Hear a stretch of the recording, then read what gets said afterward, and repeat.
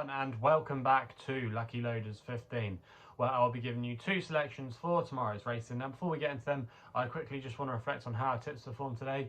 In the end, it wasn't a bad day here on the YouTube channel, as we had a couple of winners at Newcastle. However, with both those winners, there were Rule 4s due to quite a few non-runners at Newcastle today. The first one of them was Court Master. He was advertised at 11-2 last night, but if you backed him, you would have had a 65p Rule 4, so that was definitely a hard pill to swallow. But yeah, you can't complain because obviously he did win at the end of the day, but that was a bit frustrating there, but we were still up with that one. And then the other tip we put up was 619. In the end, he was quite an impressive winner, I thought. A certain in the closing stages, there was a smaller Rule 4 in that. There was 20p in the pound, so if you backed him, you probably would have got a Rule 4 there. So yeah, on the whole today, it's not been a bad day, but those Rule 4s certainly did leave a dent in our profits. The only other tip that ran for us was Fileco at Patroclus. In the end, he ran okay, but just bumped into a well-handicapped horse who was on a going day. That was Billingsley. A bit disappointing there, but he ran his race, I think. There was no real excuses for him. And then the other selection we put up, my long shot, was a non-runner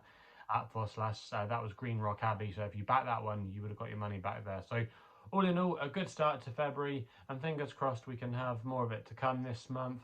Now, like I said at the top of the video, I've got two selections for tomorrow's racing, and we're going to be going with my next best tomorrow, which runs in the 3:10 at Leicester. Now, to some people, this race might look a little bit trappy, and you can give claims to quite a few of these, but I just thought Patroclus at 6-1 was a bit of value here for James Byrne and Nicky Henderson. I thought he was a little bit overpriced. Now, last time we saw this horse, he made his chase debut in a warm little novices handicap chase at Newbury over 2 miles 6 furlongs. Now, the form figure there will tell you that he pulled up. However, I think he ran better than the bare form may suggest. He was actually running off a mark of 131 that day, and he was quite strong in the market not long before the off. He went off 11-4 favourite for that race, and I thought in the whole his jumping was actually pretty good. He only made one slight error, but on the whole I didn't think it was too bad, and he just blew up when he was starting to fade, turning into the home straight. I think he had 3 fences left to go when Nico just decided to call it a day. But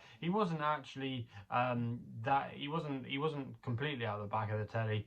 I just think Nico just thought we'll save him for another day, and he just really needed the run. Now the handicapper actually dropped him astonishingly £5 for that run. He's now down to a mark of 126. I don't think that's a bad mark for him. Now, obviously, like I say, there are a few in here that you can give claims to, but I just think, like I say, he needed that run. He wasn't a bad hurdler, but I think he was always going to make a chaser from all the quotes that I found of him in the past. I think the trip as well will help him tomorrow, 2 mile 4. I don't think he gets much further than this. I think this is definitely his ideal trip, and I think the drying out conditions won't be a problem. He beat some good horses as a novice hurdler last year, the likes of Jeremy Pass and Riggs. I think off a mark of 126 he can definitely be competitive. Nicky Henderson's team are going pretty well at the moment as well, and he's been using the services to James Byrne to good effect this year. When they team up together, I think it's a 23% strike rate they've got this season, and if you backed all of their tips blind to a £1 stake, you would be in quite a bit of profit. So yeah, there's quite a few angles here with Patroclus tomorrow. Obviously his last 2 efforts don't look encouraging with the form figures. However, I think last time he ran better than the bare form suggests, and I think he's going to have a few more things in his favour. So that's why I'm going to put him up as my next best of the day, and I'll be disappointed if he couldn't improve on his Newbury effort last month or back in December. I think he's got a bit more to maybe to offer come fences. So yeah, he's going to be my next best of the day. We then go to the Nap, which runs in the 5:30 at Kempton, and that's a horse called Recuerdame. I think I've pronounced that right, for Holly Doyle and Simon Dow. Currently available at 10-3 with a couple of bookmakers, including like Sky Bet, Paddy Power and Betfair. Going to recommend a 1-point win bet here. Now this horse has definitely, you have to say, fallen down to a winnable mark. He's been running off this mark on his last few occasions. It's a mark of 46, which is actually £10 lower than his last winning mark. He has fallen down the weights, but the last couple of efforts have shown a little bit more promise for him, and arguably he was a bit unlucky when he was denied a clear run last time out. He finished 4th over this course and distance last time out when he was a real eye catcher, making a lot of late headway, and he really did finish his race off quite strongly. I think a strongly raced 1 mile really suits him. There's going to be quite a bit of pace on him here tomorrow. The likes of Pedestal Russell, Coeli, both of them like to go forward. I think there'll be a lot of pace on, and I think it could just set up for the closes. Also as well on that occasion, Recuerdame, he actually was drawn out wide. He's drawn in stall 2 tomorrow, and Holly Doyle replaces Kieran O'Neill, who took the ride last time.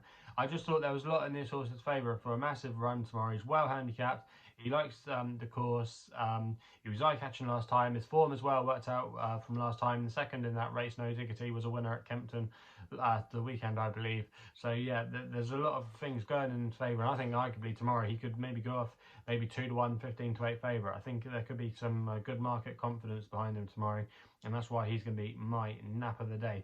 So they're the 2 selections then for tomorrow's racing. Let me know in the comments box below what you're going to be backing tomorrow. Also as well, if you're enjoying these videos, remember to subscribe here to my YouTube channel at LuckyLoaders15.